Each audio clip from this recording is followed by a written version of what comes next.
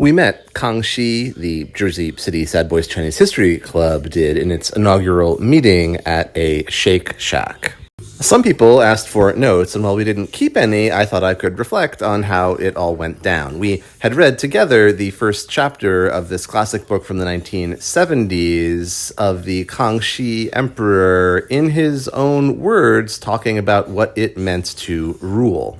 On the one hand, I think we got a sense of the person, the real human being in the role, someone who was restless, moving, questing, never satisfied, but always sure of himself and wanting many people to know just how good he was and how hard he was working to get things right.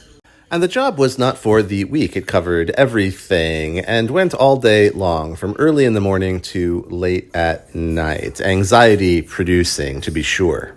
But while this emperor had any number of agonists, from internal traitors and rebels to foreign military leaders, he ended up spending a lot of his time raging against a completely different kind of enemy.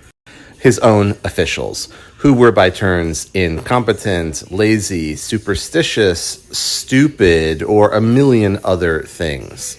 They just couldn't be trusted to do the job right, and so much of his life was fighting back against that and devising workarounds. It was in some ways a kind of principal-agent problem on the scale of 1/4 of all humanity. But Kangxi didn't just stop at an individual level of analysis. He was kind of a systems guy too, and so while the officials were the specific stand-in, in some ways we also saw the person, the human being, raging against the entire system in which he had been embedded. No one was more captive than the emperor, despite vast palaces, countless concubines, and wealth unimaginable.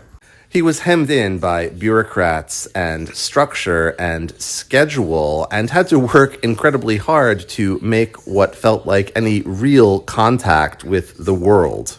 Max Weber would have analyzed this as the conflict of two different kinds of power: the charismatic power of the emperor, an executive who can interject himself with force in ways to shake up routine and work toward his desired ends, set against the routinized power of the bureaucracy and their formal procedures.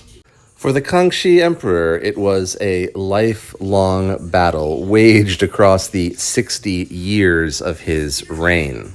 And as formative and defining an impact he had on the shape of the Qing Empire, I am not sure that he was the one who won.